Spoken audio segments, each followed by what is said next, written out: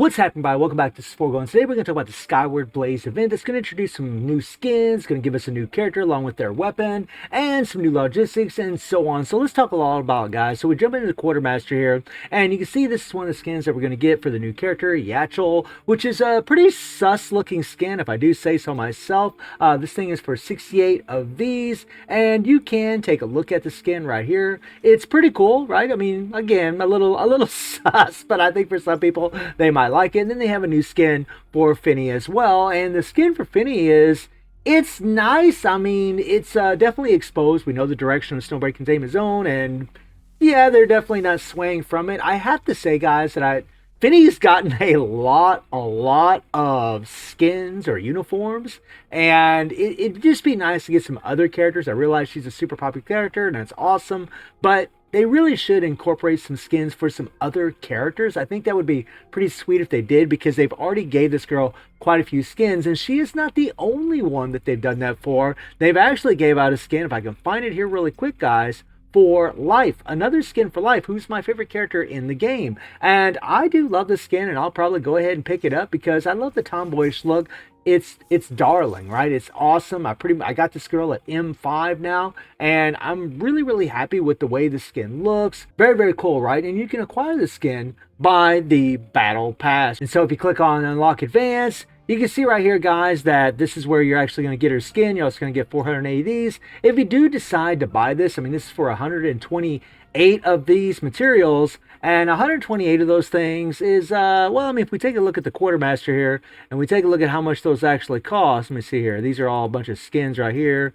Here we go. So 128 of those, I mean, you're looking at around, you know, $15, something like that, maybe, for that skin. So it's up to you guys whether or not you really want to buy those skins. And then, of course, when you jump into the Skyward Blaze event, that's going to last for a total of 41 days in total. I mean, you just have your typical things where you can actually acquire these materials right here in order to pick up whatever you need. My bad, guys. Whatever you need from the shop itself, right? And obviously, they're going to have logistics for Eatchel. They're going to have her gun. You got some silver bucks here. And these logistics give you a real indication of what Eatchel is actually going to be for you. You can see healing effect, right? The equip operative, not including auxiliary units, obtains winter fleece effect. Healing bonus increases by 5%, which means much more heal when you have this logistic equipped. Fleece gains 1 stack per second, including while not deployed, up to 10 stacks. Winter fleece stacks will be consumed when the equipping operative performs healing. While the equipping operative is using their ultimate skill, winter fleece stacks will remain at max. It pretty much means that you're going to have a whole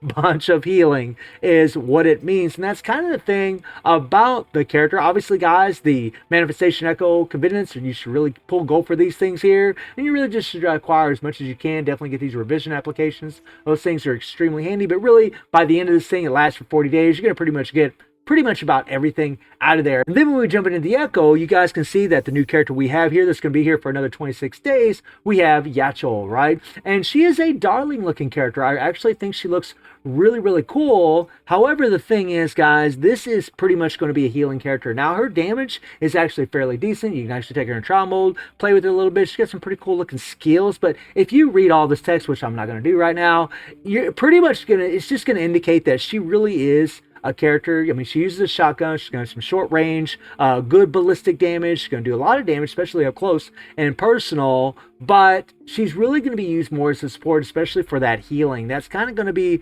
her big thing. I mean, again, you could use her as a damage dealer, I'm sure. I hear she's actually quite strong, but healing is going to be her thing, right? And when it comes to her weapon, it's just something else, right? Take a look at her weapon, and then you see that increases healing effect and ultimate skill damage. Now that's damage right there. When the equipped operative, not including the auxiliary units, heals, the target stores the healing amount, increases attack of full squad by 10.8%. And obviously this is going to go up whenever you level it up, right? But that's kind of the thing. And the truth is, guys, there's going to be two other characters that's going to be coming in this banner, which leads me into whether or not you really should pull for, you know, Eatchel and pull for this weapon. And the answer for that, guys, is I would say no, unless you really want this character. The reason I would say no is because whenever they started playing this game, everybody got good old Yao here for free, who's an absolutely amazing healer, right? You're not going to have the extra damage buffs from Eatchel's weapon on her, but the truth is, we got two other characters coming in this update later down the road in Moxer, which is this character right here, who is an insane support, especially for the limited version, Yao, the 5-star version. She is amazing because you actually can do a lot of AoE damage with one shot. Like, she is insane to have for a character like Yao and some other characters as well, right? She's an amazing support, and she's going to do so much more for your team than what I think Eatchel actually could, even if you had her weapon. I think she's just going to increase your damage so much easier, and she's just going to make your life a lot easier in the game. And then the other character that's going to show up later on in this update is Acacia.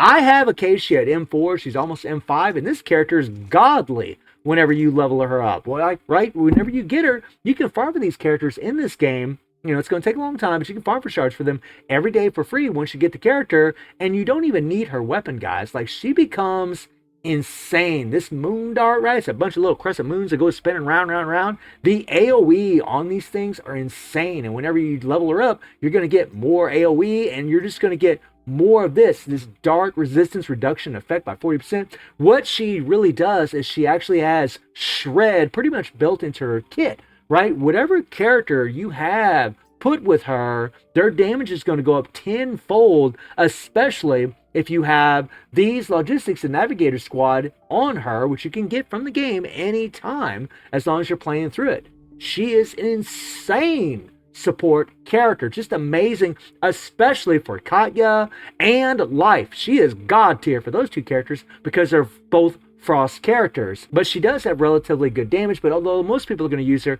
as a support, so my recommendation to all you guys is, I personally wouldn't pull for Eatchel. I would actually wait until Acacia or Moxer shows up, depending on the character that you're actually wanting to level up and strengthen, guys, right? Like Acacia, like if you already have Haru, Acacia is insane to have. If you have Chinzing, Acacia is insane to have. Acacia is insane for Life. Acacia is insane for Katya. Like, she is just an insane support. And Moxer is actually really good for Finny, in god tier for this Yao, just insane for this Yao. Moxer is crazy for her. So if you're maining Yao, if you're maining Finny, then you might want a Moxer, man. She is really nuts. And Moxer's actually really good with Chinzing. So Chinzing, you could go Moxer Acacia, although I would probably argue Acacia, to be honest, guys, especially with Chinzing's kit. But either way you go, whether it's Moxer or whether it's Acacia, you're going to have both